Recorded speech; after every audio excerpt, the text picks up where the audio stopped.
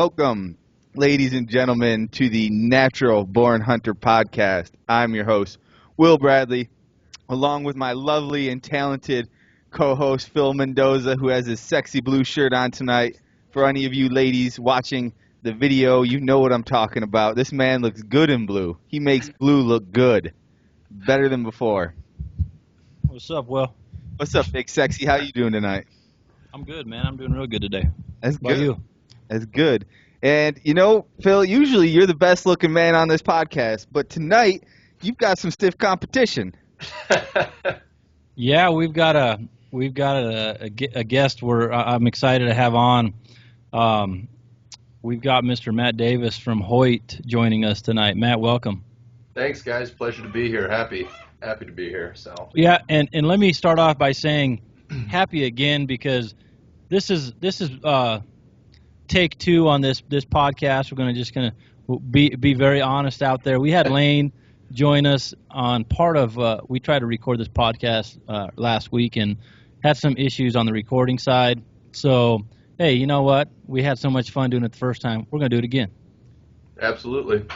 That's right. Matt was nice enough to come back here, and what's great about that is you learn a little bit about the guys the second time they're on that you can then use, you know, and I think it's going to make a better interview, and that's why I'm going to start right away with super tough questions. Matt, do you think your good looks are holding you back in the workplace? You know, they've actually helped me excel in where I am today. I'm just kidding. No. Hey, do you see the cover of the Hoyt catalog? Don't play around, Matt. Don't play around, man. For the Hoyt catalog? He's on the cover. You're on the cover. Yeah. You're a cover boy. Cover boy. Man. Is it cover boy or cover man? Are you cover boy no matter how old you are? I don't know. I think it comes down to cover boy. Cover boy. I think it is like cover girl, cover boy. Something like that. Do you have one of these catalogs you could show me? I haven't seen this year's Hoyt catalog. You know it, dude. Is it framed? No. Oh, damn. Look at that. Look at that. Do you get a lot of fan mail? A lot of fan mail. More than I'd like. I'd like to officially request my autographed copy. So can you sign one and send it to me so I can have the original autographed copy? Yeah, you got it, Phil.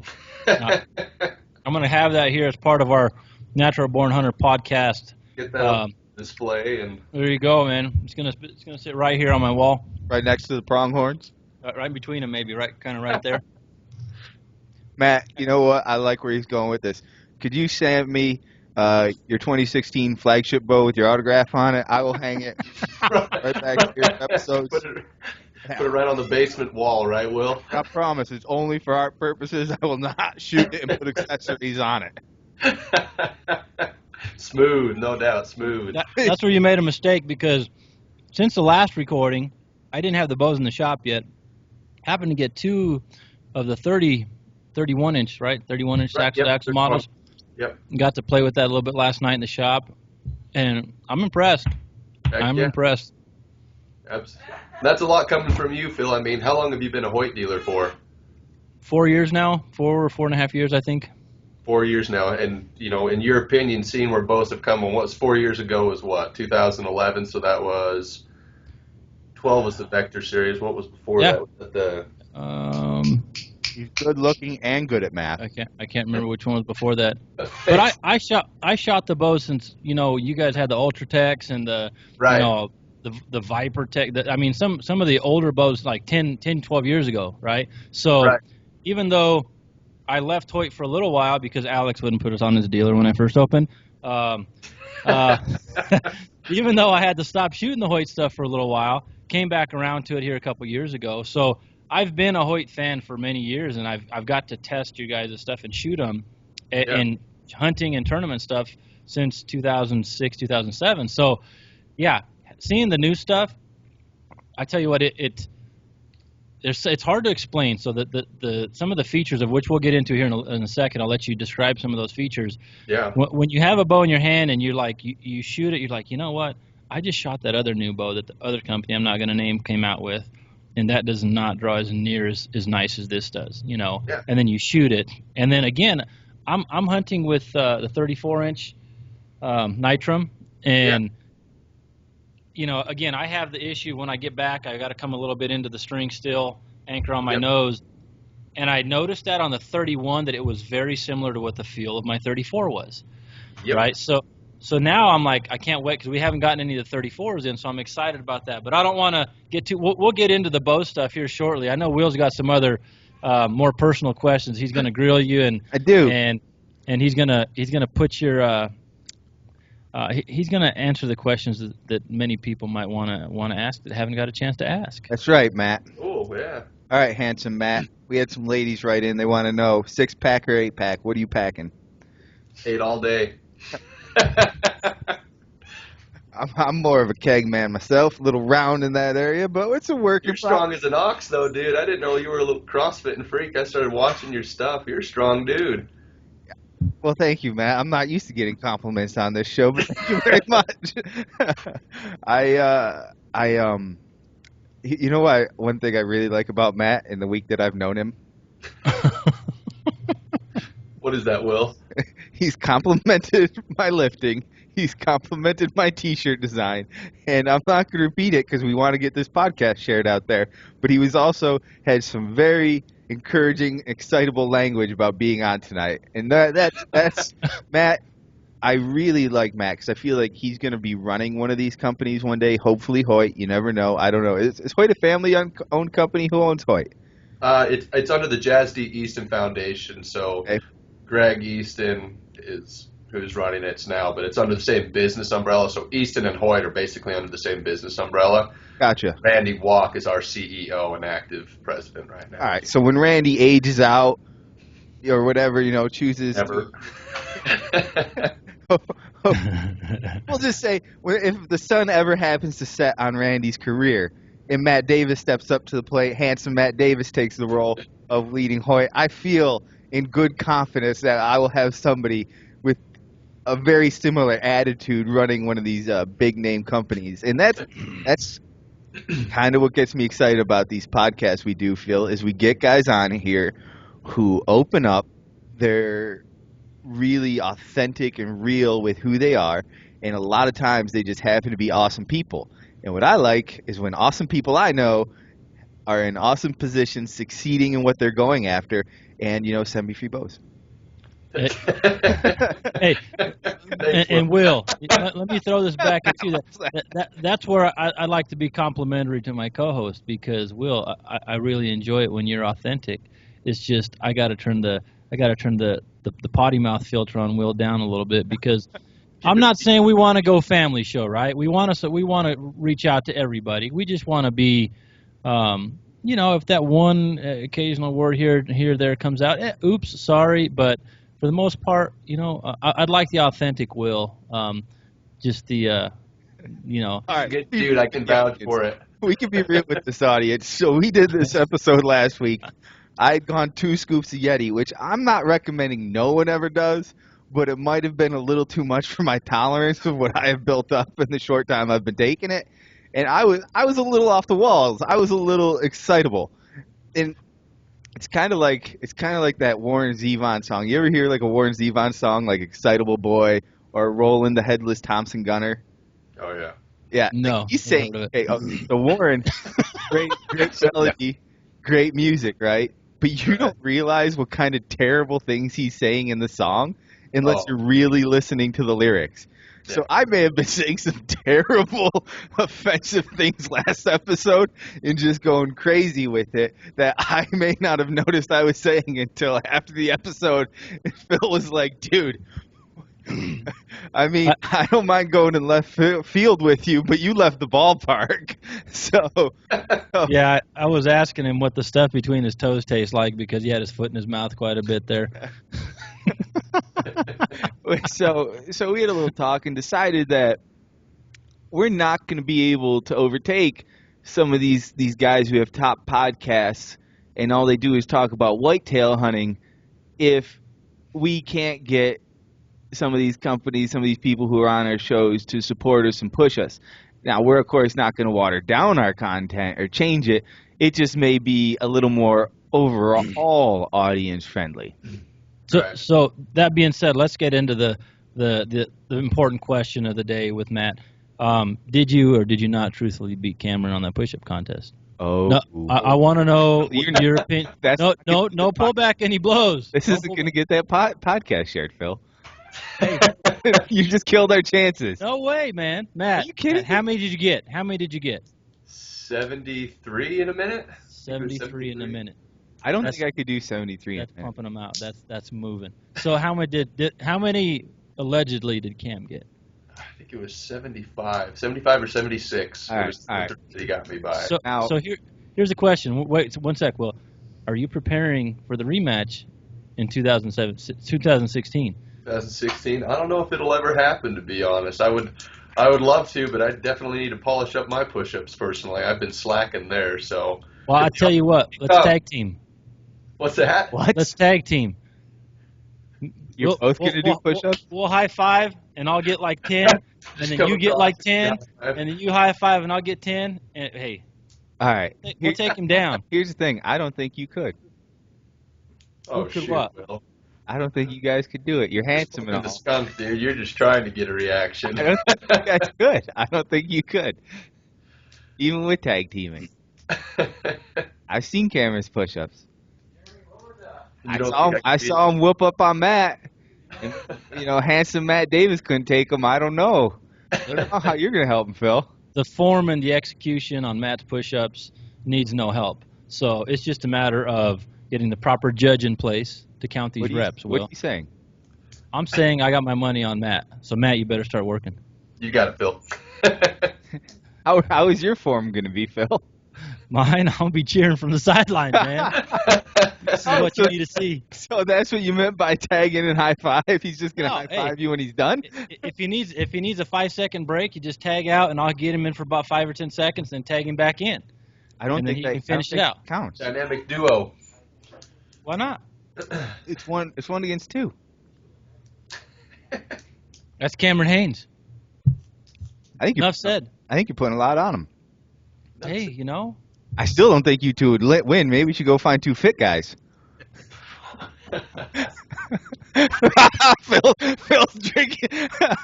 I hope people are watching the video version of this to have seen Phil drinking his drink and couldn't respond fast enough.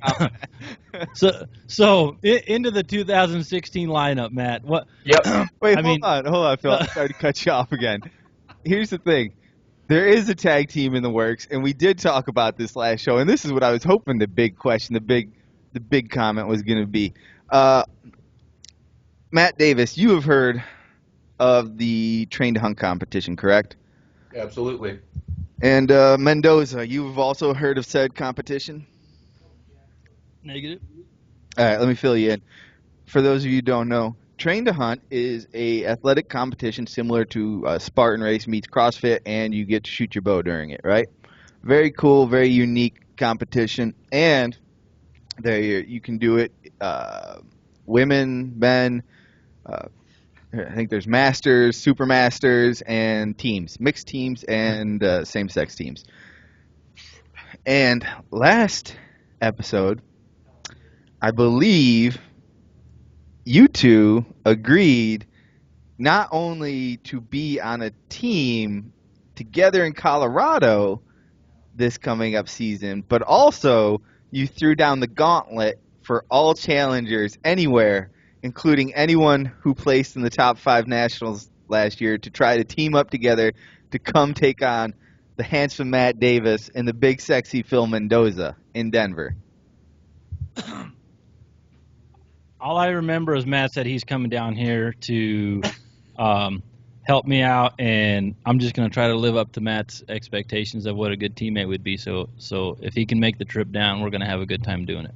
Darn straight. I'll be there. I felt like there's a lot more bravado from you two last time. This is way more toned down. Anybody that needs to know Will a little bit better, he likes to stir things up a bit. No. So maybe he stretches the truth, but definitely Phil and I talked about it. It's like this, Will. All right, lay it on me, brother. I don't need, and this is no way disrespect to anybody out there. Don't take this the wrong way. I don't need to post pictures on social media with my shirt off, right? I don't need to. My wife's happy. I can get it done on the mountain. So my fitness level, to me, is on a good stage. So that being said, I have a gentleman across the computer screen here that's going to compete with me in Colorado to start, right? Yep. And I believe that from a fitness standpoint, I think that he can hold his own. So all I'm saying is I don't need to tell you that I can get it done out there, and I don't need to tell you that Matt can get it done out there. I'm saying if you want to come play and have a good time with us, let's do it. Let's see what happens when it's done, right? But at the end of the day, I don't need to throw a challenge out. I'll just tell you where I'm going to be, and if you guys want to come play, come play. It's that simple. You heard him, boys. Anybody wants to team up and come whoop these sissies' butts, you just let me know. You just let me know. I'll get some smack talk started. I'm not going to be Mr. Eloquent over there in Colorado. We'll really get it fired up. Say it how it is, man. Like I said, it's just, you know. But here's the thing. Don't you feel like your partner, handsome Matt Davis, is at a little bit of a disadvantage being a recurve guy? No, I don't think so. Do you feel like you're at a little bit of a disadvantage, handsome Matt? Nope. The first year that they actually did the event, and I know we talked about this, so this isn't a new story for you guys. Never heard it. Do tell. Oh, yeah, well, let me tell you about that, Will. The first event that they held, I think it was in Idaho. Yeah, it would have been Idaho. Went up there, and I was only there for the first day. I could only stay for the actual race part of it. But anyways, I won that day. I won by 30 seconds, I think, my time. I beat all the compound guys. I only missed one target. I think it was the 60-something yard bear, and I barely missed it. Barely shot over the top of it. Everything else was kill shots. So I'm fully confident that I can hang with them. So I've seen him shoot. Not personally, I've seen him shoot on videos. I follow Matt on all his social media platforms and all his YouTube videos. I'm one of his best fans, so I'm confident in his shooting. Is that where the letters are coming from, Matt? Is that right. 10 letters a week? They're all from Mendoza. No, he'll be fine. Yeah, I'm.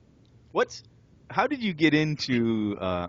Would you now is it considered trad or where does trad start in like the fancier setups end? Is there a difference? I don't know much about just that end of archery. Yeah, I mean, I guess you could consider traditional archery, people shooting more instinctively, or what you'll call bare bow, something like that. Like I've got my bow right here. So just a pretty basic setup. Wherever I'm shooting the buffalo riser, I shoot quattro limbs, which is actually an Olympic-style limb on it. It's just a high-performance limb, whatever you want to call it. Now that's a Hoyt? Yep. We make this bow, obviously. Where's your sight? What's that? Where's your sight? Nope, I don't shoot. I pick a spot, man. Pick a hair or whatever it is. It's Where's your drop-away rest? right, exactly, right? Where's your stabilizers, Matt? No variables, man. Phil, you're partnering up with a guy carrying a stick. Yeah. Why don't you take a spear? You guys will do great. No, see, there's a different level of preparation needed to be accurate with that, and Matt has put in the time for that. If he wants to partner up with me in 4 or 5 years and me shoot a recurve, then that's about what it'll be. I'll have to drop my compounds right now and start shooting a recurve, and maybe in 4 or 5 years I'll be ready. But no, it'll be fun, man. That's I'm looking forward to it, dude. I think from a standpoint of, a lot of people, they in a high pressure situation, being any tournament, train to hunt, 3D, paper, if you can handle the pressure and the nerves in that, then whether it's a 20 yards or 50, it's just a shot, right? It's the same shot. Right. It's just so I'm not. I don't know. I think that I'm excited to do that. So and some of the speed shots, Matt'll probably blow us away. He'll put 2 arrows off, and the rest of us will still be loading our second arrow. So some of those shots are going to be to his advantage. I'd like to see that. You know what we should do is get some of these little videos you and Matt do and put them up on the Facebook page and the Instagrams. Get a little smack talk going out there. Start amping this thing up. Why you got to talk smack? Well, I'm gonna be like Don King, and you're my two Mike Tysons. Because it's fun. It's fun. It's fun to amp it up. You know, that's why WWE is as big as it is, and now you see guys like Conor McGregor in the UFC and Brock Lesnar when he was in it gain the momentum they do. Is people like these, a little bit larger than life characters who exude confidence and bravado, because not everyone ever gets that chance to really do that. It's true. Be a superhero, Phil. Come on. There we go. There we go. In that beautiful blue shirt of yours. Yes, yeah, I'm repping the Train to Hunt shirt. There we go. Repping Train to Hunt. So, anyway, yeah, Matt and I we're gonna team up and play a little bit Train to Hunt next year. But aside from that, can we get in the new Buzz Wheel, or do you have any more questions? Okay. I was actually told to ask Matt this. I'm excited about the I was bows. told to ask Matt this. Unlike those other questions which I made up that other people were supposed to ask. I just want to know. This one actually came to me from the one and only Jordan Harbison. And he wants to know, Matt, how do you like your Yeti and your Magnum? Love that stuff, dude. I like the Yeti. I know I've always been one of those guys, like pre-workout and stuff like that. I always like that kind of out-of-body feeling. You know what I mean? I just want to throw on my headphones and just rage and just be like, Yep. No, but this stuff, I mean, it gets me amped up, but it's, I mean, I get up at 4:20 every morning. I'm to the gym by about 4:45, work out before I come to work. I'm at work at 7, and I think the no crash factor is the biggest thing for me. So, I mean, I'm putting long hours here at work. I actually go to school full time as well. So you go to school full time? I do, yeah. We'll get to that after this, because this is going to turn out to be our commercial for Mountain Op. So you just keep going. Okay, yeah. Let me keep rolling then. But yeah, I mean, no crash. Don't get as much sleep as I probably should ever, but it gets me from A to Z every single day. So great products, no doubt. I'm with you, and my schedule is very similar. I get up at 4:15. Not bragging, but I beat you by 5 minutes. Hey. I'm just kidding. No matter what, I'm getting up before you. East Coast happens. So I get up, right. I take a little pre-wet Yeti. I mix it with this other pre-workout. Can't tell y'all because you're not ready for it yet. And then I mix it with some BCAAs. I have some applesauce. And that is my only thing I have before I go work out. Go down, work out, hit work. And whenever I get to work, I always feel like I'm really, hitting the ground running. Like I'm coming in hot. You know what I mean? Oh, yeah. Like you're coming in guns blazing to work. And today was my rest day, so I don't work out before, no pre-workout, nothing. I come into work feeling like a zombie. I just feel like I'm crashing into work, not coming in like a gunslinger. I'm coming in like the horse is dragging me to town. Right. So I think there's definitely something to proper supplementation. If you're into that, mixed with a workout in the morning, I think is way more beneficial than, if anyone's interested in giving it a try themselves, if they can squeeze it into their daily routine. I think, Phil, you're a morning workout guy, right? Yeah. Yeah, I think it's just way better to work out in the morning. You come into work hot like that. Yeah, I agree 100%. So Mountain Ops is a sponsor of this show, and luckily Matt is a fan of their product, because if I had asked him that question and he just started slamming him, it would have been the first and only time I would have edited this podcast. So check them out. You can use the coupon code NBH20. You can get 20% off your Mountain Ops purchase at checkout. Here's the thing. You may not need supplementation. If you don't feel like you don't need it, don't take it. I'm not here pushing these on you. But if you need a little extra protein in your diet, you want to get a little more alertness, feeling a little better before the workouts, then by all means, check Mountain Ops out. NBH20. 20% off. And also check out our other great sponsor for the show, Alaska Guide Creations. They're the originators, the OGs of the bino harness pack companies, I guess. If it wasn't for them, you would not be wearing binoculars around on your chest. Maybe you would. Maybe somebody would come up with it later. But they did it first. Jared Owens from Alaska Guide Creations came up with the Bino Pack, which makes it incredibly convenient for you to have your binos on you on the go. They protect them awesome. Phil, I know you took them out this season. What do you think?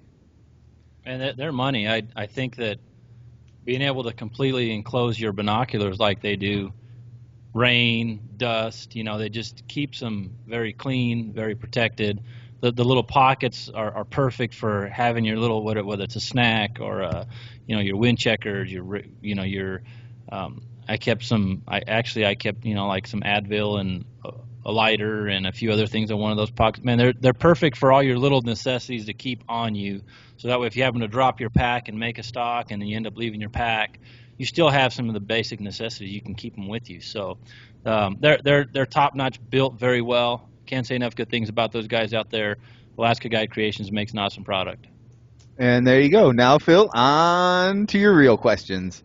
So obviously, Matt, your position at Hoyt is that of the pro staff coordinator, but you're still very involved with many things that go on there in addition to helping to promote the new lineup. So you have anything around there around your office, any new models? I actually do have one. The other ones that I had last time are no longer here, but That's all right. I do have one of the new Defiant series in the Harvest Brown. I like that brown. Who came up with the brown idea? This is the sexiest finish on any bow out there. It's an anodized finish. I'll scoot back so they can see the whole bow there. But that's the real deal right there. It reminds me of the Predator. Like what's that? The Predator was probably one of the best designed movie killing machine villains. Oh yeah. Right? Just super deadly but awesome looking. That bow is just, I guess looks to kill, baby. I'm sure it shoots great, right? But that looks elk. like elk would look at it and drop in their tracks. It's a beautiful, futuristic Terminator style bow. Yeah, absolutely. There's a lot of really cool technologies, and I don't know how you want to go about them, Phil. If you want me to just dive in, or yeah, let's touch. I guess so. There's some new technologies in the cam that I'm specifically. The cam and the limbs are really what I'm kind of geeked up about, I guess you might say, from a nerd perspective on this year's stuff. So why don't you tell the listeners a little bit more about that? Yeah, so absolutely. Well, so first off, the entire thing works as a system, right? The cam isn't anything without the limbs, without the pocket, nor one without the other, obviously. Kind of starting from A to Z up here on this system, first you're going to notice our new pocket system. It's a dual rocker pocket system. So you notice that on top there, it's open, and it's different from what we've done in the past. Previously on our bows, it was more enclosed finish, and so there might be some speculation out there that, they're not as secure, but the way our engineers have designed this, it's locked in there. I can't get my camera close enough to underneath this bow to kind of show you how that's solidified in there. But the reason we call it a dual rocker system is that anybody that knows a Hoyt bow knows that kind of on this part of the bow, there's usually I can't remember the material actually, but it's a kind of a plastic piece. Will, you look like you got a question. Was it called the air shock or something? Wasn't that something on the bow? Or am I? We'll get to that. I'm moving. Oh, all right, jumping ahead. Gotcha. Nope, you're totally good. So anyway, there are rockers inside this part of the pocket, as well on this back end here, and what that's allowing the limb to do as the bow comes to full draw, it's maximizing the deflection of this limb, right? So obviously, in any system today, people talk a lot about speed. People want to have the fastest bow out there, but realistically, you could have a bow that shoots 380 feet per second, but it's going to be a mother to shoot, right? So I guess kind of the standpoint we've taken, it's the best of all worlds. We make a bow for our speed, shootability, smoothest bows, A to Z. We've got it covered in all of our models. but improving the efficiency of a bow is one of the most important things, because if you improve the efficiency and system of the bow, that's going to allow the shooter to be a better shot. Obviously, on any machine, be that a bow, a firearm, whatever it is, a bow is a machine and it's going to repeat itself every single time. But the shooter input, that's what's going to be changing that. So if you can help the shooter be a better shooter through the system itself, through the machine itself, paired together, it's going to be a more effective system, right? So you're looking at, more shooter friendly, Absolutely. Easier to handle per se, more easily to replicate what you're doing. Yeah, absolutely. It's going to repeat itself. It's a machine. It's like when you're starting a car, right? That car is going to fire right up and your engine's going. It's like a firearm. You pull the trigger, gun goes bang. And deflection is how much you can curve those limbs. I would assume it's a lot like in wood, where the definition of deflection in wood would be, how much weight you can add, how far you can get that piece of wood to curve out before it will break. It's as flexing, exactly. That's exactly what that means. So obviously, this is a very different look that we've gone with this year. We call it our Ultra Flex limb system, and it's a steeper curve and more flex than any other bows actually out there. We actually had to go and create a press adapter for the last chance presses that could be able to press our bows, because they're so far past parallel. And so I guess moving further up, and I'll get into that, as you mentioned, Will, we got away from the air shock system. Now we're just using what we call a limb shock or an alpha shock, which is kind of a normal thing out there. Yeah. Go ahead. No, I'm just agreeing. Yeah. Oh, gotcha. I saw you lean into the mic, and I was like, oh, here it comes.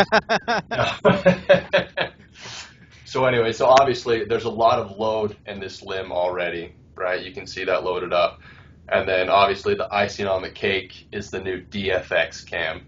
And this is something that, Phil, for dealers like you that, are kind of tired of the module system that we were running. Obviously it's a cam and a half system, but it has an inner cam module. So right here, this piece right here, there's 2 set screws on the front. Right here, you can see those. You can just simply loosen those, and that module is going to rotate. And so there's 2 inches of adjustability per cam size. And when I'm talking about cam sizes, that goes back to that entire message that we're trying to relay about efficiency. Our engineers could go out and make a ginormous pie plate cam and throw a huge module on it, and you could go from 25 to 32 inches or whatever that is. And, some people have chosen to do that. But our cams, we have a 3, 2, and a 1 in all of our sizes. So the DFX cam has that. The new DFX Turbo cam has that. And that is maximizing the efficiency out of each system. So if you've got a shorter draw length, if you've got a cam size that's going to give you a full rotation, that's going to give you more energy, and they shoot a heck of a lot faster. Now, am I imagining this, or is that cam bigger than previous year cams? It's a little bit bigger than previous year cams, but that kind of has to do with that inner cam module. And along with that, obviously, since there's so much, these limbs, there's so much preload in the way that system's set up, to be able to get draw length. This is our number 3 cam, so to be able to get all the way out to 31 inches, it has to be that full size, because it's going to rotate all the way out to get to that draw length, right? Does that make sense? Yep. Cool. So, kind of back on track with this new cam, something, and I'm sure, Phil, you've noticed this and tinkering around with the bows, the back wall on these bows is extremely solid. I mean, It is rock hard. Phil, do you want to kind of talk about that, what you've experienced with that? Yeah, we were playing with it a little bit. Actually, this morning I ran into the shop. I was playing hooky from other jobs and messing around with that. Yeah, with that limb stop and just playing where it would set, and getting it to be where it would hit, right at the same time as the cable stops, or just slightly behind it. So when you pull a little bit into the cable stops, you can get into the limb stop. So you can really personalize your setup there, and that's one thing that. I like shooting the the cam design in the past, but I have shot some limb stop style bows a few years Right. back, and I did like some of the features that they offered. So you guys now giving you best of both worlds in that cam, it's money in my opinion. Absolutely. It was funny. I'm sure everybody saw on social media yesterday, Cameron Haynes, he actually just got off a hunt here in Utah, and he came down. He hadn't had the chance to shoot one of the new bows. So we took him back to engineering and kind of set him up there. And he's sitting here talking. He's like, I mean, you look at target shooters, right? They have a super hard back wall on a lot of those cams because you got to keep pulling through that shot. If you're pulling through that shot, you're going to make a more, again, kind of repeating to that consistency, you're going to make a more solid shot, and that translates into the bow. But anyway, so Cam came in here, and he's talking about, he's like, I like a really solid back wall. I like a really solid back wall. And he gets the bow, and it didn't even have the limb stop on it. It was just the cable stops. And he pulls it back, just a 70-pound bow, 27 inches of draw length, gets back there, and he starts pulling, and he let up a little bit, and no offense to Cam if he hears, I mean, it just sucked him right back down. I mean, it's a super hard back wall, but you'll bounce out of it if you're not ready. You know what I mean? I mean, it's very, very solid. So again, like Phil said, you pair that up, you've got that limb stop right there, and you can tinker around with that. It's kind of got reference points on the actual cam itself, so you can kind of change with what Phil was saying. You can kind of, if you want to pull into those cable stops a little bit and then hit that really solid spot, you can fine tune that adjustment. But that's the beauty of this entire system, is everybody likes a little bit different feeling, and you can find that and customize it through any one of these cams and through any Hoyt for that matter. That's pretty rad. Yeah, it's legit. I don't think we covered that last time, did we? Is that new? We went over some of it. I might not have been paying attention. Might have been a bathroom break. Yeah, so I mean, the new cam system, limb system, beyond parallel. I mean, it's one of those deals. Beyond parallel, Phil, can you just break that down for some listeners who may have heard that term a bunch but might not know actually what that stuff is? Well, you look at some of the bows, the other bows on the market, and when your limbs are essentially, I mean, they're kind of parallel, right, to what perpendicular running like to the riser tracks. Right. So they're up on the the upper and lower limb. These limbs you can see when Matt holds the bow vertically like you're going to shoot it, they almost curve back into you, the shooter, at rest before you even draw the limbs back. So they're almost preloaded before you draw the bow back. They are essentially preloaded, right? Or am I wrong with that? Yeah, they are. That's preloaded. And like Matt was saying, just to maximize efficiency on those limbs, with the new limb design and the cam design, that's where you get a smoother shot on the release of the shot with that shot going up and down. It's dead in the hand. It quiets the system down. I mean, just so many benefits from the comfort factor of shooting a bow to where we talked before about like. And still now I've got a pro comp where the limb angle is more forward like, and you get a little bit of that forward jarring on the shot. This has none of that. Yeah. From a hunting bow, it's smooth, it's quiet, and it's comfortable to shoot. I mean, it's very, very comfortable to shoot. Yeah, and kind of talking on what Phil said earlier, he was talking about shooting his nitrum before, right? How he kind of talked how he had to kind of get down into that. One of the biggest technology advances that we have here is the effective string angle. And what that is that's as a bow comes to full draw, right? So I'm scooting back. Hopefully you can hear me on the mic still. So when this bow is at full draw, while this is a 31-inch axle-to-axle bow, the effective string angle is making it shoot like a previous year's 34-inch bow. So you're almost gaining near 4 inches of effective string position, which allows any shooter to have their head more upright. You don't have to get down into the string. It's just that very comfortable shooting position. And that just relates right back to what we talked about, that this system is helping the archer and the shooter be more consistent, be more comfortable, and execute more, lethal shots if you're shooting a hunting bow, right? So. Exactly, and I think anyone who's listening to this, working on their shot process and all that, knows the more comfortable and repeatable you can make that shot process, the more natural it is for your muscles to memorize it, the better shot you're going to get each time. It's just like if we were to hook that up to a hooter shooter, it's going to shoot stack them one after the other in the same place. It doesn't change until we put it in human hands, and that's where the errors come in. Because you might move a little bit, twitch a little bit, pull a little bit different each time. So by you guys making that a more user-friendly, easily, making it even more easy to. I'm losing it here. Come on, Phil, help me out. Tag, you're in. No, I want to hear you finish. All right. So by making it more, I'll man up. I got this. So by making it more repeatable, if for anyone going out there and doing, a lot of 3Ds or competing in train to hunts, that's pretty much the goal. Is to turn yourself into the hooter shooter, turn yourself into the machine. And if you have one that's got more room for wiggle on it, it's going to be harder for you to become that machine. And what it comes down to, it's not as noticeable, or your flaws are magnified under high pressure situations. So like you mentioned, Will, train to hunt, elevated heart rate, whether you're running or whatever you're doing, that's where your imperfections really come out.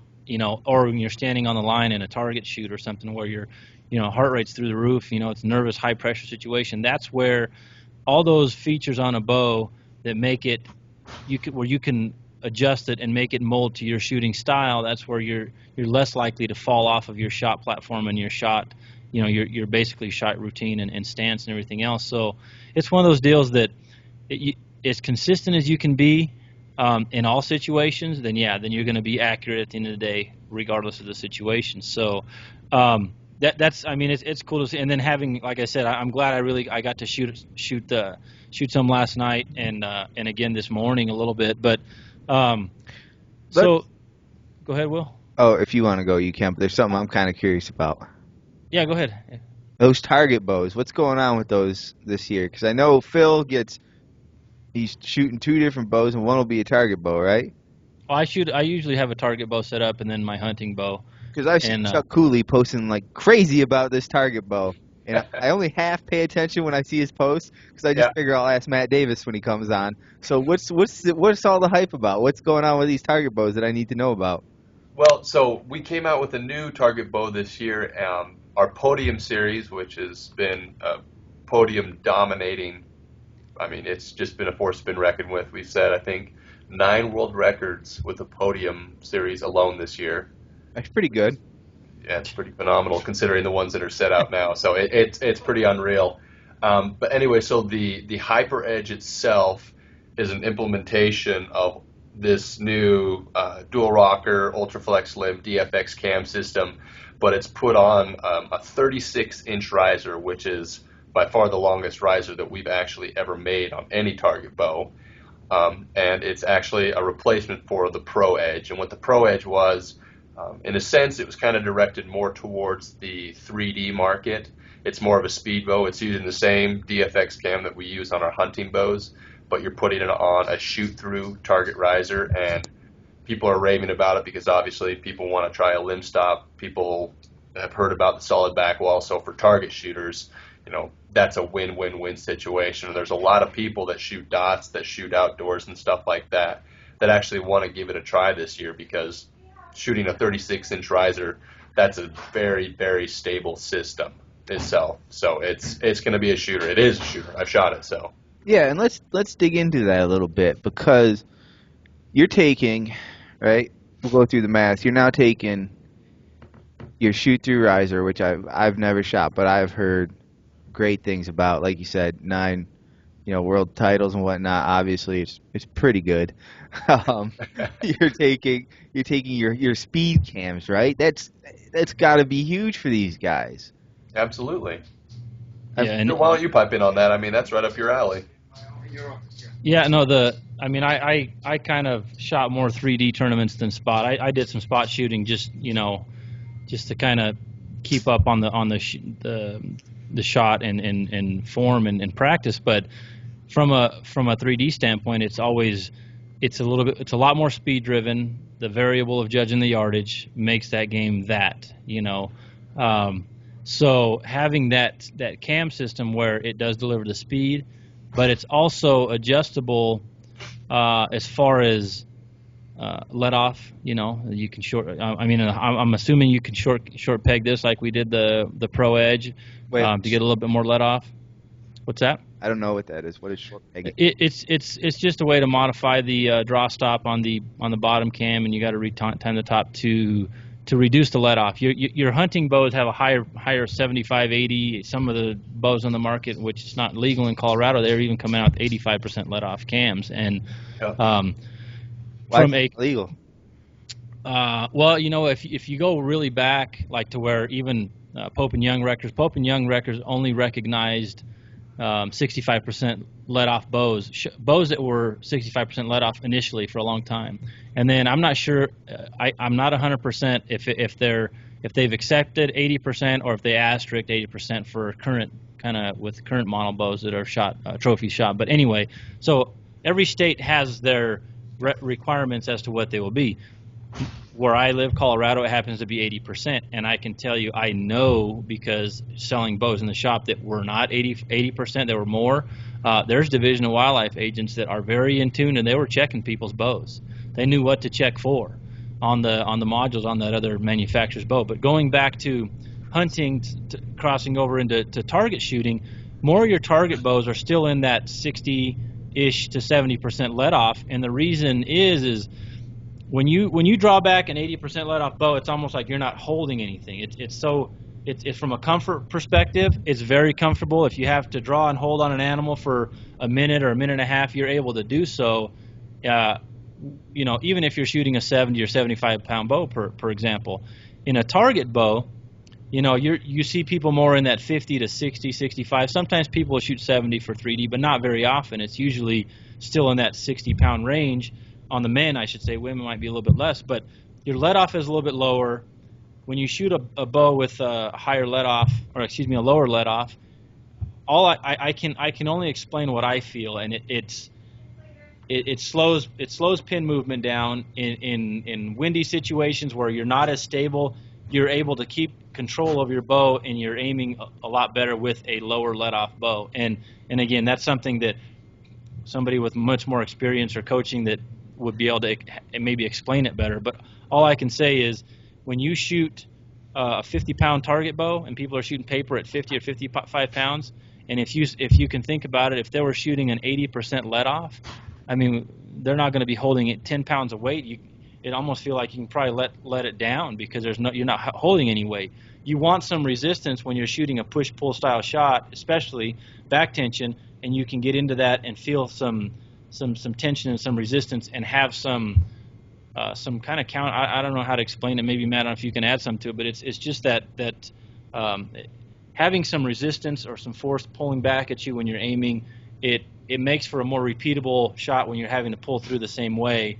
And with this cam, you're kind of getting best of both worlds, where you can shoot it for comfort if you want, or you can adjust it where you can take some let off down, have a draw stop peg with a limb stop where you can get it solid on the limb. And man, I don't know, it seems like it's going to be a perfect target bow, from the specs and everything. Yeah, but it's gonna be a home run, no doubt. Like I said, people that have been shooting the podium are eager to try the system just for that exact reason, just to be able to shoot that limb stop and have that very solid back wall, be able to pull through that shot. So, like you said, best of both worlds. Yeah, I mean, it's just like I said, people that shoot more paper dot targets and that kind of stuff maybe have a better way of explaining it. But all I can say is target shooters are used to having holding weight in that 17 to 20 pound range as opposed to 10 to 14 pound range. So you get more let off in there. It seems to stabilize the shot and make you. It steadied my pin down 100%. So now it's also longer, which, I mean, in essence, the bow is the first stabilizer, right? Right. That's what a lot of people would consider the first stabilizer, is the bow itself. And by making it longer now, you're making it an even steadier bow in the hand. Yep, right. You're creating a more forgiving system, right? And you combine that with what we talked about earlier with the effective string angle. Now, while it's a 36, axle to axle bow, whatever that is, you're adding, potentially close to 4 inches of effective string angle. That bow is going to basically be shooting like a 40-inch bow. So you're shooting an extremely forgiving system that has a very solid back wall, a very solid shot, and it's got the speed of a hunting cam. You know what I mean? So again, that's the best of all worlds. You kind of encompass that entire system into one very shootable bow. So it's it's going to be a home wrecker. I'll be honest. At the beginning of this podcast, I did not want one of these bows. But the more I hear about it, the more it's like, you know Dude, what? Maybe yeah. it's time for Will Bradley to have a 3D setup.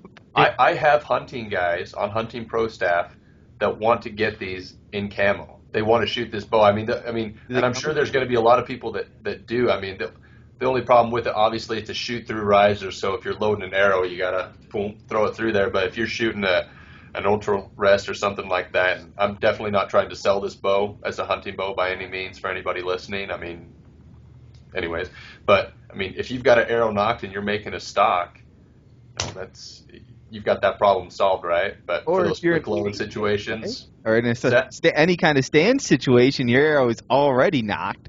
You're waiting, right? It's almost, oh yeah, why yeah. not, right? Why not shoot the best There's bow you could be? Do you know of that, Matt? Do you know of that going on? no, there's a guy. I don't even remember his name.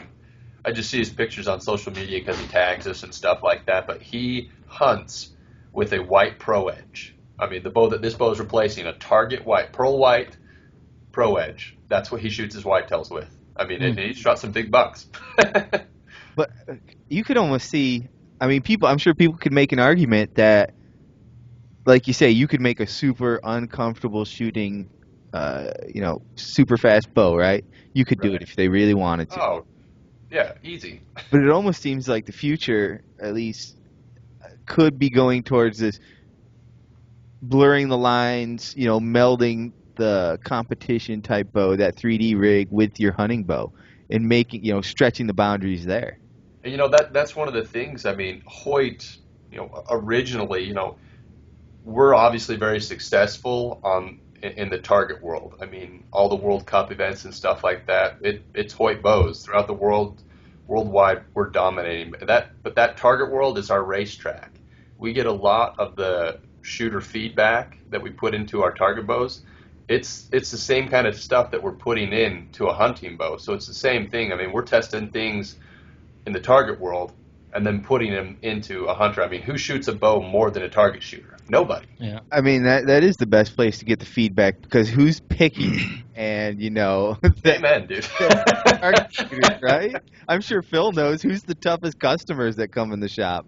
Yeah, it is them, and but here's the deal though. There's something to that, because a lot of those target shooters that achieve high level of shooting, they demand perfection, right? They know how their system works. They know what's going to cause something to potentially, change, tweak something, and sometimes when their system may be shooting, and I know this because I've done this. Your bow might be shooting just driving tacks, but there's always, I wonder if I do this, if I can get that much better, right? Yep. So a lot of times those target shooters create those questions that then get passed on to guys like Matt, and then Matt says, well, maybe there is something to that. Maybe these guys don't have the technology or the know-how, but the engineers that are there do, and something that, hey, what about this? And the engineers can probably easily figure, oh, no, that will never work. Oh, you know what, that's something we can look into, right? So it's something that target shooters, I have a lot of respect for the guys in the target community, and yes, there is some prima donnas, but you know what though, when you achieve high level shooting like that, there's something to it. You've earned it.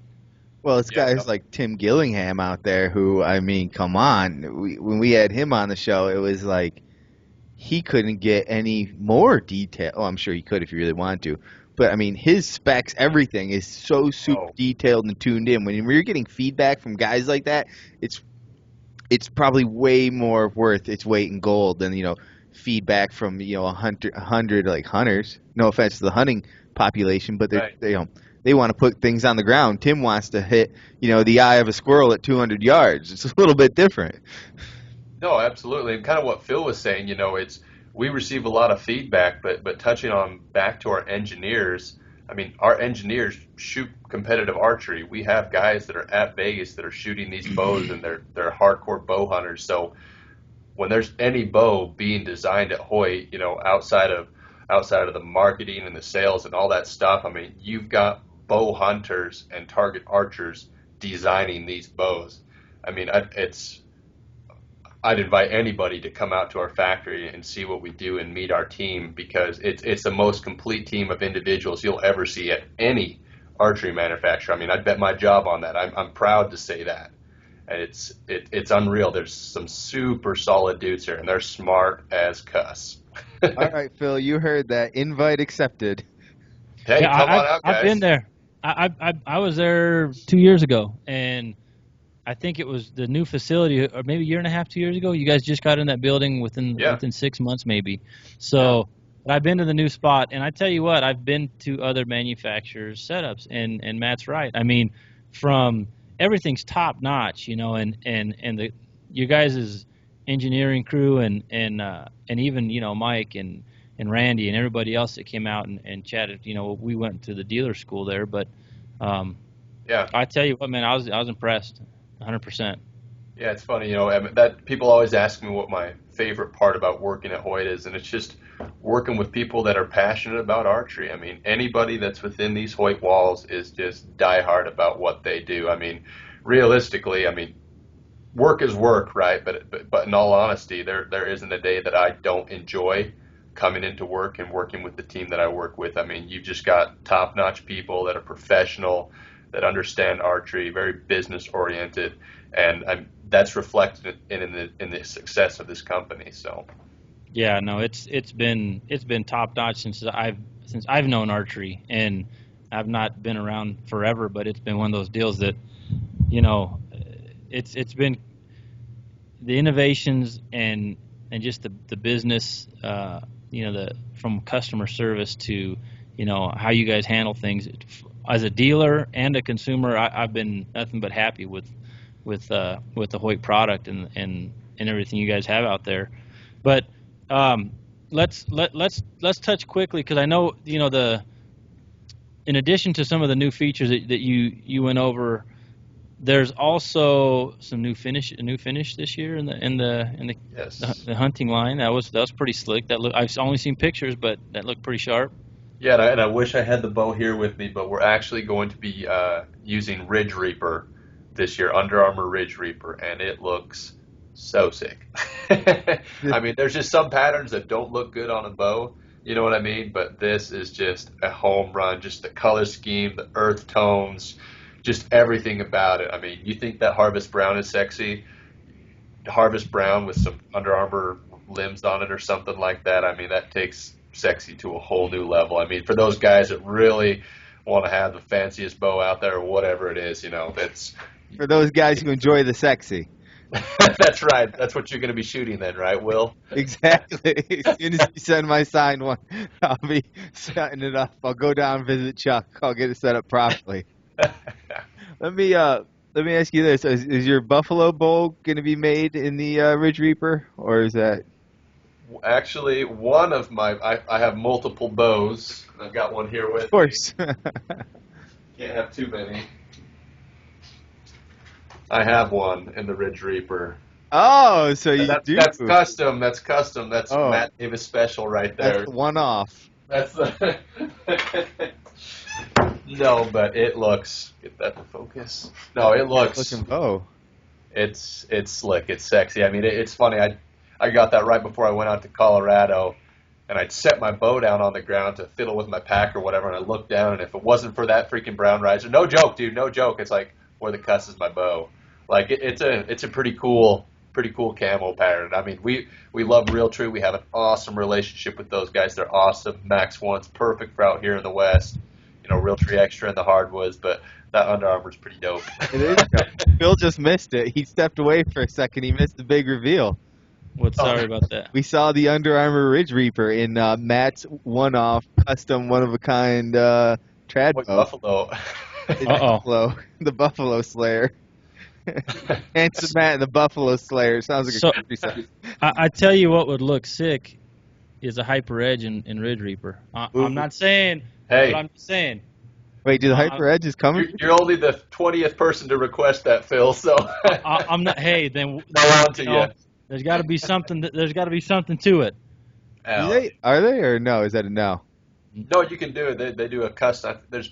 Pretty sure there's a custom charge on that, according to customer service. But there we go, Phil. I'm going to ask you a question. So, I'm not sure how in tune you are to like the youth, like the Joed and all that, Matt. I know that Easton is big into Right. Joed, right, and Hoyt. And what But did Joe add there, Phil? Junior Olympic archery development. So it's kind of your youth, your youth program for competitive archery. It's what our state kind of follows as far as the youth programming for shooting for tournaments. They're starting to enforce rules for the regional and national level tournaments where you can't shoot a camo bow. Yeah. What's your take on that? What? I guess I can see both sides of it, right? Obviously those people and the Olympic Committee and what that's developing into, they want to develop archery into a very professional, clean-looking sport, right? You see NFL teams, and they've got very clean uniforms, head to toe. They're shiny. They look slick. I don't know if they see camo as redneck or something like that. I personally, I don't see an issue with it because I know people that can shoot hunting bows way better than a lot of target archers out there. Someone could pick up a carbon Defiant and go slam someone with a podium all day. But I don't personally. I guess I can see both sides of it, Phil. But me personally, I don't see an issue with it. That's not Hoyt's stance. That's the Matt Davis stance. Don't get fired. Y'all want to hear the Will Bradley stance? Yes. Here it is. It's plain and simple. Today I came across a ski racing team out of Vermont. It's like 4 dudes trying to make the World Cup, and they are called Redneck Ski Team. And they have camo and hunter orange GS suits, right? The skin tight suits, and they are sick looking. And here's my thought: is get with the times. It's kind of like camo's coming. It's coming everywhere. You're seeing it everywhere.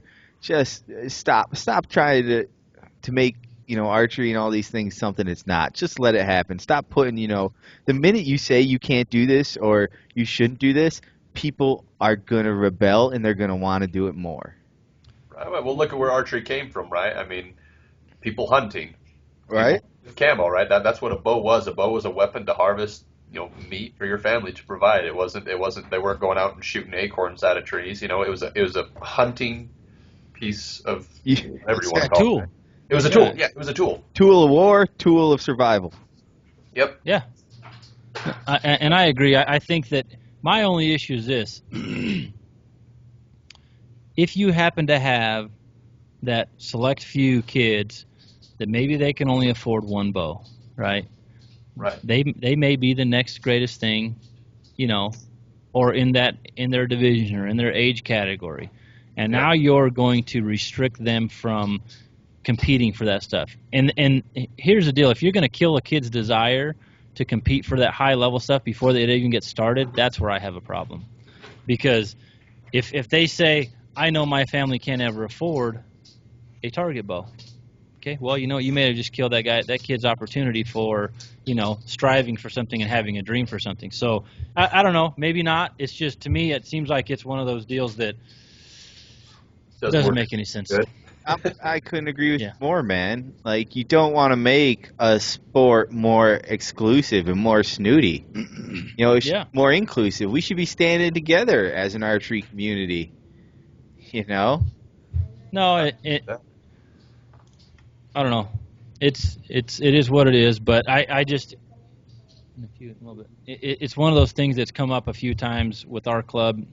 Not so much as an issue with our kids. It's a topic that gets brought up, and I just was curious to get your take on it because I know you get it from a manufacturer perspective, or I get it from a I just have the place where the kids come shoot.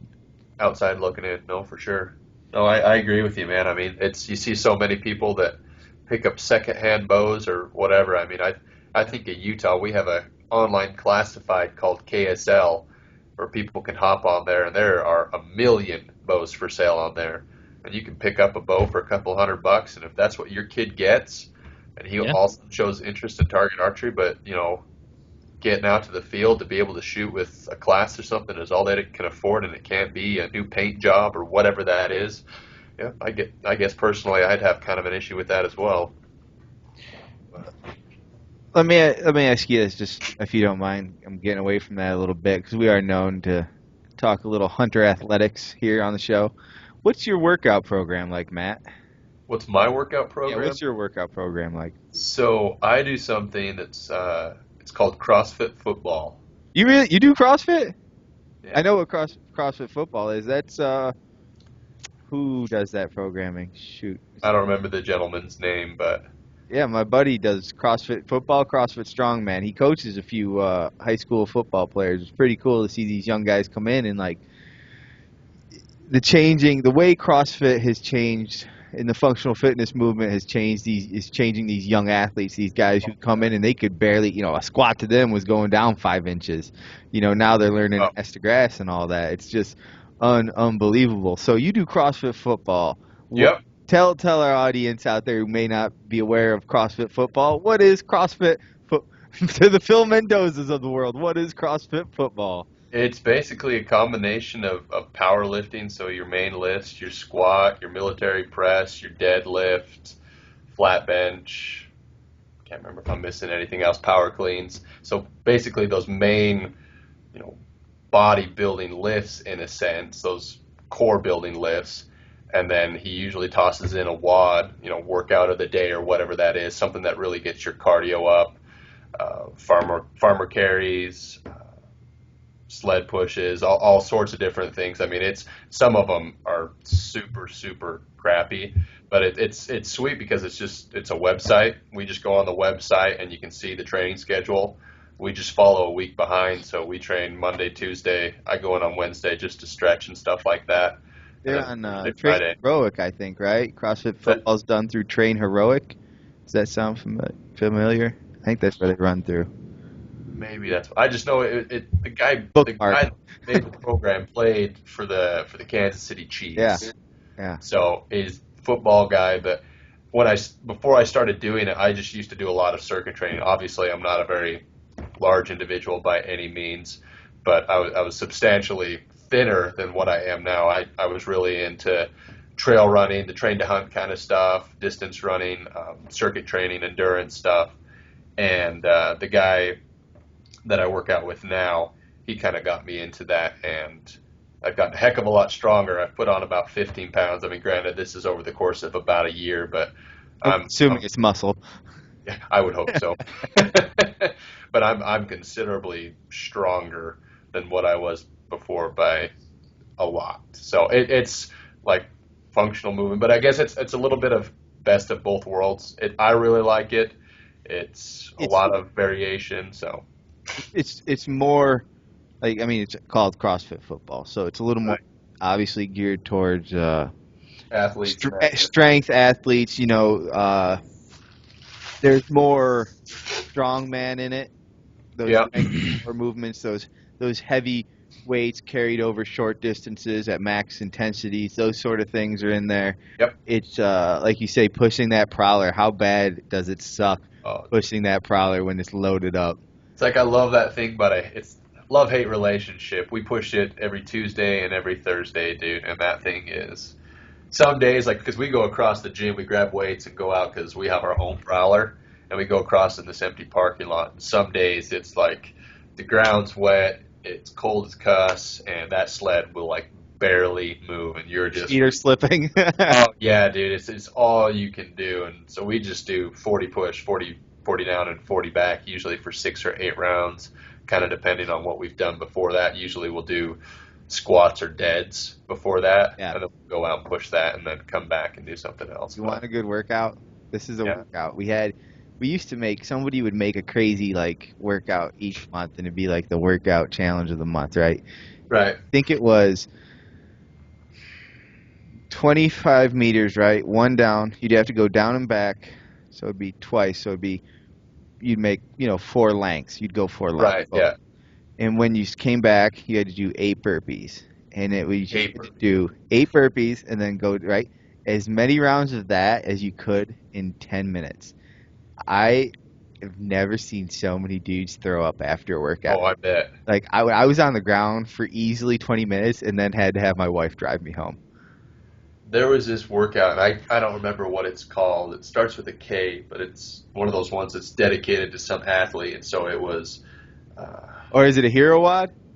Yeah, a hero WOD. I mean, I guess I'm not into So for those of you who don't know what a hero wad is, a hero wad is usually named after a fallen soldier in honor of that soldier. And I'm not 100% on this, but I think it's usually a soldier who did CrossFit, and that was a workout they enjoyed. But I might be wrong on that. I could be wrong. It could just be in honor of them. But I have a feeling like with Murph, I'm pretty sure Murph, for those of you, who have seen the movie, obviously, that he did that. That was his favorite workout, I believe. So. Yeah, so it's a workout that's dedicated to an individual. And dude, I'm having a huge brain fart. I can't remember what's it called. You got it in the front squat position. Thrusters. It's a thruster. Yep. Thruster. Right. So the workout was it was every minute on the minute, and you'd start off and you do 5 burpees, and then you do as many thrusters as you could the rest of the minute, and you had to get to 100 thrusters, and it was with only 135 pounds. Dude, it took me almost an hour to do it. Like it was the most brutal thing, and I pulled both my flexors playing high school football, so I get down in that butt to grass position and have to. Oh my gosh, it was the most brutal thing. I couldn't walk, but I did it because I wanted to and because I'm stubborn. So, that's when I think you'll have some of your biggest breakthroughs are on. Oh yeah. And I wouldn't recommend you throw in I don't even know if I'd recommend throwing one of those wads in every week that it's a meat grinder. I wouldn't put a meat grinder in your programming every week. But that kind of a workout's a meat grinder because it seems so easy in theory. It's like, man, I'll crank out these 5 burpees, right? I'll crank out these 5 burpees. I'm going to bang out some thrusters. And then by the 3rd or 4th round, you're like, it's taking you like 30 to 45 seconds to do 5 burpees, and you're maybe getting 1 thruster. So that's just compounding your misery of how tired you are. You're gasping for air. Your lactic acid's all built up. Those are the worst workouts in the world. And for those of you who would like to try this workout, the workout is Kalsu, K-A-L. That's what it was. S-U. It's an EMOM, so every minute on the minute. Complete 5 burpees and perform max rep thrusters. 135 recommended for the gentlemen, 95 pounds for the ladies. And the goal is to complete 100 total thrusters. That's barbell with a barbell? Yep. Yes. And I'll read you the little thing here too, Phil, because I know this will be probably your first time hearing about a hero wad. No, I've Have you heard of them? Yeah. Well, some people it might be their first time hearing about a hero rod, and it's named after Robert James Kalsu, born April 13th, 1945 to July 21st, 1970, was selected as an Oklahoma Sooner All-American tackle in 1967 as an 8th-round draft pick of the Buffalo Bills in... I lost my place. An All-American tackle in 1968. He started 8 games at guard and was voted the team's top rookie in 1968. He began fulfilling his ROTC obligation with the U.S. Army following the 68 season and started his tour of duty in Vietnam in November 1969, where he served with Battery C, 2nd Battalion, 11th Artillery, 101st Airborne Division.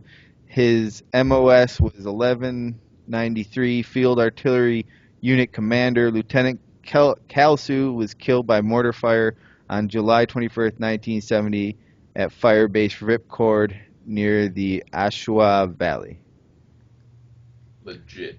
I mean, damn. Hell of a man right there. So, Matt, I've only got one more question for you, man, and I appreciate you coming on, and it's something I think will agree. I mean, we'd love to have you on again, just to kind of shoot the bull about all things fitness and archery, and especially as we get into next year with getting ready for some train to hunt stuff. But yeah, man, where do you, in your opinion, when you put everything everything on the table that you need to do as a bow hunter to prepare for bow hunting, right? You've got your shooting, you've got your gear, you've got your scouting, your physical preparation. What's the most important thing? And then I guess specifically, where does your physical preparation fall into the whole realm? So, I mean, what's the most important, and is it the physical conditioning, or what's your thought on that? I'm just kind of getting your opinion on that. Yeah, no, I think the most important thing in hunting, period, is your mindset and your mentality. And I think it's finding that confidence. I always say confidence kills, right? I mean, you've got to kind of have a swagger about you. You look at these guys that go out year after year and get it done, and it's because they know they're going to get it done.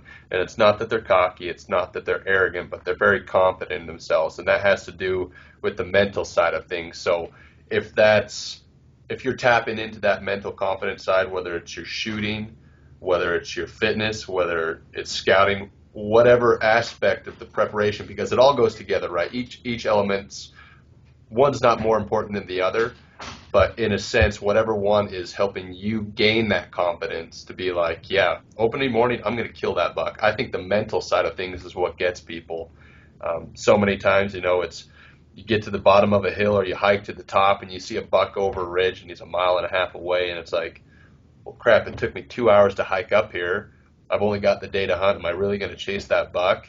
That kind of separates the boys from the men, I guess, in that sense. But Yeah. I think the mental side of things is very important. And that's what I mean, you hit it on the head. I think the people that are prepared physically, mentally, and from a shooting perspective, that question doesn't come into your head, right? Because you get up there and within reason. Right.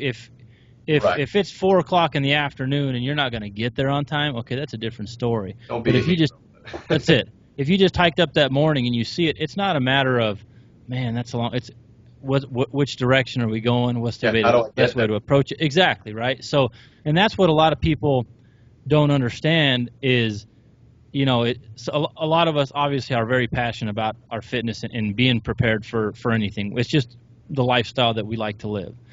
But where people gain that mental toughness to be mentally strong for hunting can be through your physical preparation, can be through shooting tournaments and your hunting prep, your shooting prep. So that's where, like you said, it's not that these people they just, oh man, they just got that it factor. Well, they've earned, or they've worked and they've developed Develop that that, yeah. plan. That's it. So that okay. I was just curious. I mean, we're on the same page, but Yeah. I'd like to get other people's opinion on that, and it's something that. Go ahead, Will. And to touch on that, this kind of expands on that, and I love that answer. And this is kind of another question I have for you, right, Matt? You're Yeah. you're in charge of pro staff at Hoyt Bow Hunting, and that means everybody from super well known Cameron Haynes to guys like Phil Mendoza, who sure they're gonna have a world breaking podcast, but people may not have heard of them yet, right? And everyone in between. Do you see Hoyt, and I guess it would be you maybe who looks for these people, bringing on more of the hunter athletes type people onto your pro staff? Are you guys looking at that? Is that something Hoyt's more interested in, or you're more interested in it, or how's that going? I mean, I guess personally, I'm a fan of that stuff. I think that shows character in a certain sense, but obviously the most important thing from a business and marketing perspective is somebody's market value. If they're reaching people in the fitness world that we're not tapping into through our commercials, through our publications, through our social media, they create that value. But I mean, obviously a lot of our sales, we sell a lot of bows on the East Coast, and I know there's a lot of fit guys over there, but a large majority right there, a large majority of those guys, it's a lot of tree stand hunting, right? It's you don't need to put on a pack and go hop on the treadmill. You don't need to wake up and go hiking and stuff. It's park the truck, get up into the tree stand, be quiet and hold tight. So, obviously we need to appeal to all audiences, and not everybody needs to be Cameron Haynes. Not everyone needs to be the the bone collectors, excuse me. It's just, I look at somebody's reach and the value that they bring. So if anybody's listening, when you come on, if you're going to approach me or anything like that, I want to know what your value is, what you think you bring to Hoyt, and what's different. Because honestly, I mean, I look at so many things. It's a very saturated market in the sense everybody wants to be Cameron Haynes. Everybody wants to have a show on TV. Everybody wants to appeal to the family, to the kids, X, Y, Z. But give me something different. You know what it is, and I don't know what that is. If I did, I wouldn't have this job. I'd go do it. But but it's about being different. You look at what Cameron Haynes did. No, nobody was running, nobody was lifting before Cam. I mean, people were, right, but he made that so popular, and that's what sets Cam apart in his own world. And so it's, be unique, be you more than anything, be an individual, and do something different, do something that hasn't been done. Be original. I guess that's what it boils down to: is be original. Don't do what everybody else is doing. Don't be a sheep. Amen. Amen. I like that. I like that a lot. I think we may have said that a few times on this podcast. Yeah. And that's you guys, you have bosses to answer to, and you need to show an ROI, return on investment. Yeah. Because that's what people are. You're investing in them, and they need to show they can return that investment. Absolutely. Otherwise, you'd be, instead of pro staff coordinator, you'd just be free guy giveaway coordinator. That's right. No, but that's, like you said, that's at the end of the day, it's promotional staff in a sense, right? You can be a pro archer, you can be a pro hunter, but you're promotional for your company and for your sponsors. So it's not about getting free product. It's not about, thinking you've made it because you got a bow or something like that. It's going out and showing loyalty to those companies. And that's hard to find. Brand loyalty is kind of, in a sense, and I blame my generation, us stupid millennials, right? We live in an Amazon world. We want instant gratification. Somebody goes and kills a great deer, and all of a sudden they think they're legit as heck. They kill one deer, and it's like, be consistent. I know guys that go out and kill, Pope and young deer every single year, and they're not on pro staff. They do it for themselves, but the guys that do that and go out and be like, yeah, I'm consistent. Like, that's what I look for. And here's the other thing too about that is, again, this younger generation, the competition is going to be way stiffer, because not only are you going to have to, prove you can hunt and shoot, or whatever side of the fence you may be on there, but now you have to have a Twitter, a Facebook, an Instagram, social media reach, real tangible proof that you are reaching these people. Yeah, you have to have a reach. That's what value is, right? Impressions. Every time anybody's doing any sort of advertising, they're looking for impressions, whether it's a publication, whether it's a TV show, radio commercial, whatever the heck it is, podcast, right? You're looking for unique impressions and reaching new people. I mean, you look at what Joe Rogan's done for us, right? Cameron Haynes and Joe Rogan hooked up. Joe Rogan, obviously world-renowned, everything, very intelligent individual. Is he on your pro staff? No, he's actually not. He's not on pro staff. We're just lucky. No, but he's tapped into a completely new and unique, style of people. People that fight, people that are into that kind of stuff. And you can bet people that like to fight like to kill stuff. So it's like all of a sudden you've tapped into this new market. Recently, I sent Rich Froning. Obviously, you know who Rich is. He's got a new Hoyt right now. That's tapping right into that CrossFit world. Did you bring him on to the pro staff, or is that just happened? He happens to be shooting Hoyt too. No, he just happens to be shooting Hoyt. Jordan Shipley, who I'm sure we all. I'd call him. I would call Rich Froning if I was you. I'd be like, Rich, let's talk about maybe a pro staff. I've heard you're good at CrossFit. Get me some Reebok shoes and shorts and work something out. No, but it's we're always looking for people that are tapping into those unique markets, because archery needs to grow, and archery is such an enjoyable thing, whether it's recreational, hunting or whatever it is. There's so many different ways to enjoy it, and I'm sure Phil sees it all the time. You get somebody that comes in. It is undeniable that anybody that draws back a bow and shoots it and watches that arrow just pound the crap out of the spot they were looking at, that's pure joy for me. You know what I mean? And anybody that does that enjoys it. So you won't find someone that shoots archery and says, yeah, archery sucks. Like, everybody enjoys it. So it's pretty cool. I mean, on that note, I'm not going to say anything better than that tonight, Phil. Are you? No, man, and I tell you what, it's why we're here. It's what we're all trying to do. Will and I, we've gotten, we've started to get this following from, a lot of people that compete and train to hunt. But even now, we've had other guests on from, duck hunters, The fly fishermen. Getting is unbelievable. And it's one of those deals that, Will and I, it's like, I told him, I was like, man, I'm not a duck hunter. I don't hunt ducks, And and we talked, and they're just great guys that are passionate about what they do, and to be able to talk to those guys in this kind of platform, it's great because then we kind of feed off each other. And like Will said, we have so many new followers that are followers of Dr. Duck and some of these other guys. Just we had them on an episode here a couple weeks ago. So it's one of those deals that it's fun to help co-promote and meet new people and again, do it in a laid back format like this where we can just kind of shoot the bull, and it's what it is. Yeah. So I don't have nothing else to say. Well, just like the first conversation, man, we had a good time. Apologize on the recording deal, but we're glad you were able to come back on. We're out, man. We're definitely gonna have to have Matt on again. And you know what? Shout out to all the Dr. Duck fans, because those people, I mean, holy cow! You want to talk about an awesome, dedicated following, Phil? They put us over. We've probably got in the past, since we had them on the past week, probably 200 to 300 new followers who are like, will be like waterfowl this or duck man that, like, following us on Instagram. It's just the love we are getting from the duck hunting community, and neither of us know the first thing about duck hunting before that episode. And guess what I'm going to do this Sunday? You can go shoot some ducks. That's right. I'm going to kill me some ducks. Here we go.